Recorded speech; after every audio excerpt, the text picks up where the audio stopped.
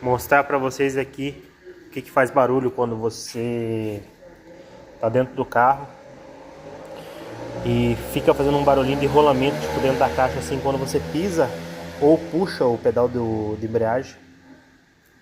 É isso aqui, ó. Entendeu? Rolamento da embreagem. Não é o caso desse carro aqui, porque esse carro aqui é hidráulico, óbvio. Mas no caso de você pisar e parar, pode ser o defeito desse aqui. Alguns carros com cabo, se você puxar ou apertar um pouquinho e parar, é isso aqui. Rolamento. Aí no caso precisa trocar do kit, né? Kit embreagem velho aqui. Olha, no rebite já. Beleza? Curtiu o vídeo rápido assim? Deixa o like.